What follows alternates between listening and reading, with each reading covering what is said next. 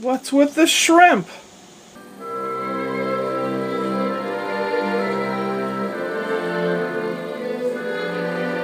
I'm going to be making rattlesnake pasta. In the pan I have quite a bit of pasta cooking away. I'm making a meal for 2 people or 1 extremely gluttonous person. In the pan I will be making the Alfredo type sauce that goes with this. There's no rattlesnake involved, but it's called rattlesnake pasta. There is shrimp. There's chicken, a little bit of tomatoes, green pepper, onion, garlic, and the sauce. But first, I turn the stove on, and here I will put a little butter and olive oil together.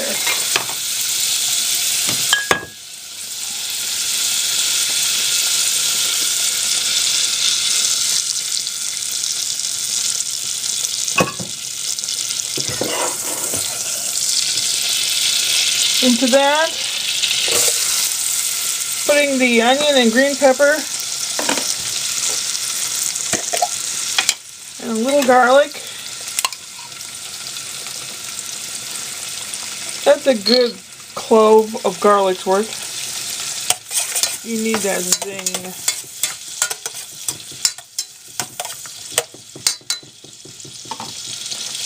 And I will be sauteing this till it gets a little tender, and then I will remove all that good stuff.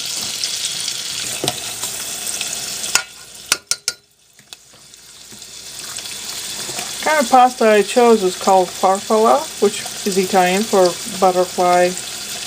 Americans call it bow tie pasta.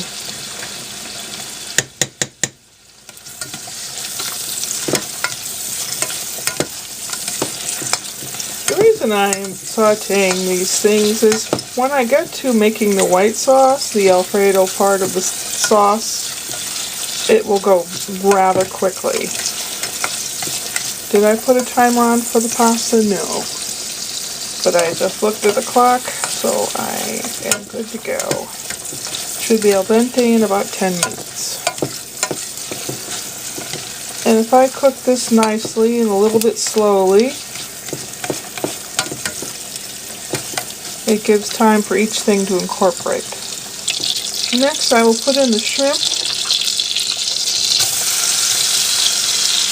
The shrimp you want to cook most of the way so they are not translucent anymore. You want them to look white. You want them to cook up a little bit. Okay, the pieces look white. I'm going to remove them and do the chicken pieces. The raw chicken is pink and it'll turn white as well. It should. Anything that you, and when I return that to the bowl, it will be a washed bowl. You don't want to have raw juices and cooked food. So I'm going to wash this so that when this is cooked, I can put it back in a clean bowl. Don't know if you can see, but part of it's cooked and part of it's still pink. Want to make sure it's all cooked. Alright, it's been a few minutes. The chicken is cooked.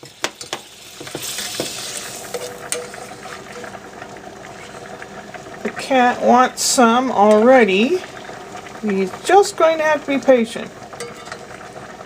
I have still a little residual oil butter mix. I'm going to put a little more butter into it to make room for a white sauce. Now, we have butter. We have flour to make a classic white sauce. Some people, it's like a bechamel. Some people put nutmeg in it. You don't have to. So you've got this pasty, buttery, floury paste. And I don't have it sitting on the fire because the flour will continue to cook and get lumpy. So we don't want that. We want to start adding a little milk in there right now. Oh, be quiet. You'll get some. You know you will.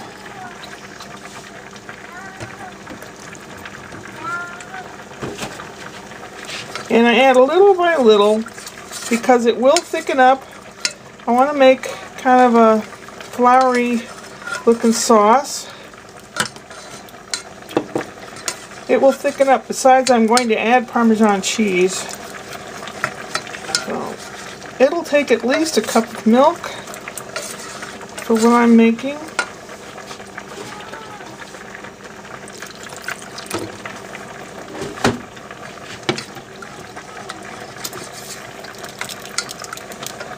I think the pasta's finished. I'll turn that off. Oh, the kitty cat's driving me nuts. See, it's starting to thicken up again, and when I add cheese, it'll thicken up more. So I'm going to add a little more milk.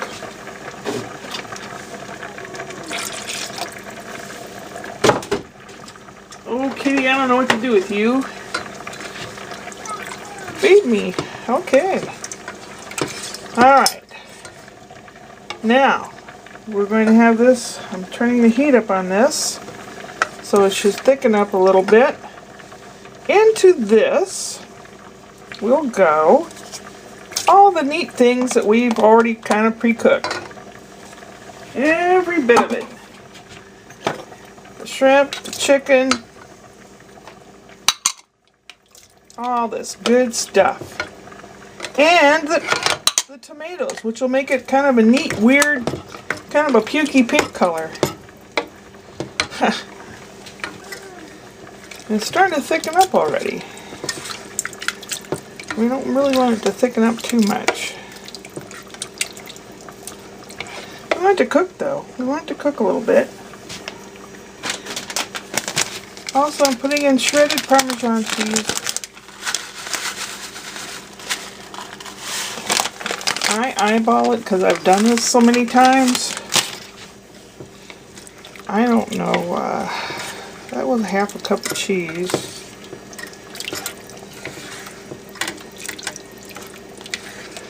I might put a little more in because I do like Parmesan cheese. Hence my name Parmesana. Got that because my late boyfriend, Corrado, introduced me to the wonders of real Parmesan cheese. There is no going back once you've had real Parmesan cheese. Parmigiano Reggiano. Okay, now this is going to melt down a little bit and cook up a little bit. While it does, I'm going to drain the pasta. I'll see you in a minute. And now, the pièce de résistance. The final touch, what makes it Rattlesnake, gives it its bite, is Cajun spices. Mostly hot pepper, cayenne pepper. There's a few other things in it. Oh boy, oh boy. See, it's kind of turned kind of a weird pinky color. And now I pour that over the drained pasta. Hush. Hush, kitty cat. You'll get some. You know you will. You always do. I always share with you. Always share with you, buddy. Always. Doesn't look like much, but oh boy, does it ever taste good.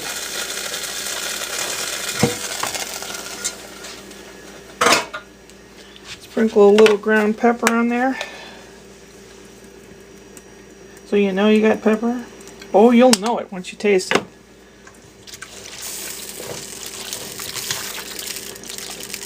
There you go. Ladies and gentlemen, that is rattlesnake pasta. And now, taste test.